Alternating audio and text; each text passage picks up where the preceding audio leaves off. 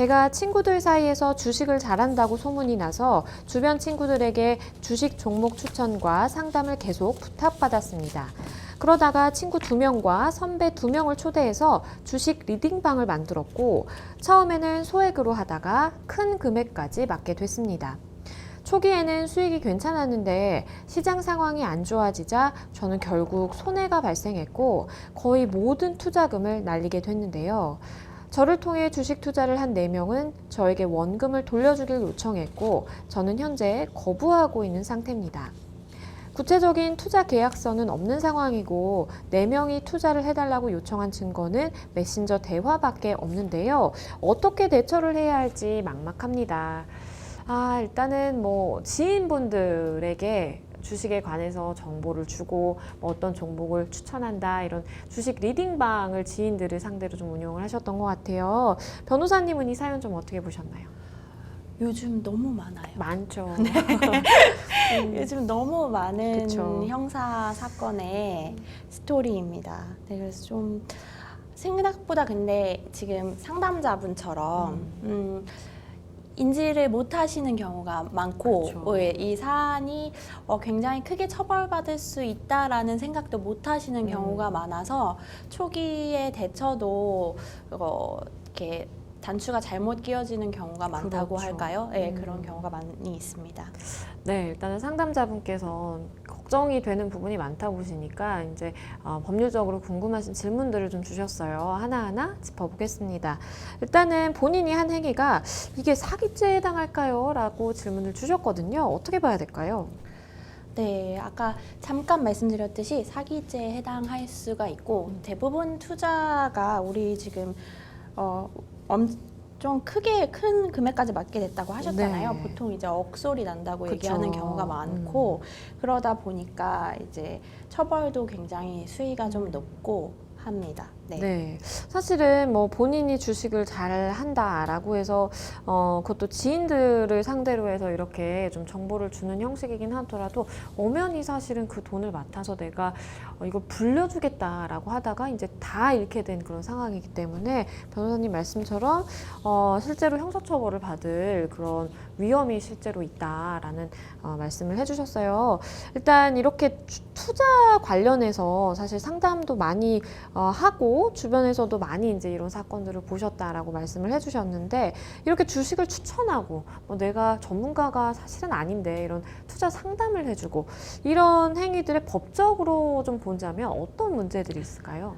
일단은 주식 리딩방 운영 자체가 이제 불법의 소지가 많이 있습니다. 그쵸. 네, 그래서 대부분 유사 투자 자문 업체이거나 아니면 이렇게 지인 간에 이루어지는 경우가 많은데 이런 경우에는 1대1로 투자 자문을 할 수 없게 되어 있는데 네, 어떤 특정한 요건을 갖추고 지금 금융 관련해서 등록이 되고 그리고 등록된 후에도 이제 일정한 투자 자문이라든지 1대1 자문이라고 할 수 있으려면 요건을 갖춰야 되는데 그렇지 네. 않은 경우가 대부분이고요. 네. 그리고 저희가 사기가 된다고 이제 말씀드렸는데 사기가 되려면 이제 기망행위에 속아가지고 재산상 손해를 입어야 되는데 나는 기망행위를 한 적이 없다라고 얘기하시는 경우가 굉장히 많아요. 네. 이거가 정말로 수익이 날 거라고 생각해서 이야기를 했다라고 얘기를 하시는 경우가 많은데 이런 경우에 이제 한 명의 금액을 받아서 하는 경우보다는 여러 명의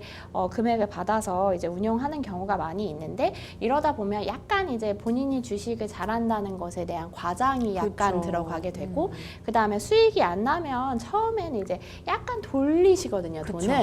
예, 근데 그게 잘 되면은 문제가 없을 텐데 나중에 문제가 되면 이게 다 기망행위가 그쵸. 되거든요. 예, 그래서 사기로 인정되는 경우가 굉장히 많고 그 경우에 증거로 남는 경우가 굉장히 많기 때문에 되게 유의해야 될 부분입니다.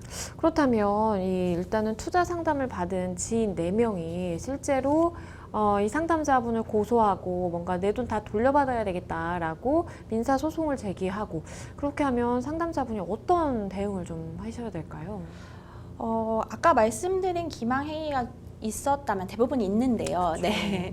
그래서 있으시고 그렇게 저희가 돌려막기라고 표현을 하는데 그런 부분이 있으시다면 웬만하면 원금을 합의를 최대한 많이 보시는 것이 좋습니다. 네. 사기죄는 재산범죄이기 때문에 금액에 따라서 이제 실형이 결정이 되고 금액이 많이 피해가 보전되면 될수록 집행유예가 나올 확률이 높아지기 그쵸. 때문에 그런 부분들은 이제 대부분 이제 투자 사기 같은 경우에는 아까 말씀드린 것처럼 금융거래 내역으로 다 자료가 남기 때문에 네. 그런 부분들을 이제 이야기를 하셔서 수사관을 설득하는 건 굉장히 어려우실 거예요. 내가 이거 분명히 수익이 날 거라고 생각했다라는 그런 가상의 일을 가지고 설득하는 건 굉장히 어렵기 그렇죠. 때문에 웬만하면 소송이 들어오시면 최대한 원금까지는 이제 합의를 보시는 것을 권해드립니다. 네, 변호사님께서 말씀해 주신 것처럼 일단은 그 피해 금액을 좀 잘 보전을 해주는 것이 지금 상황에서는 상담자분에게 유리한 부분이겠다라는 말씀을 해드리겠습니다. 잘 해결이 되셨으면 좋겠습니다.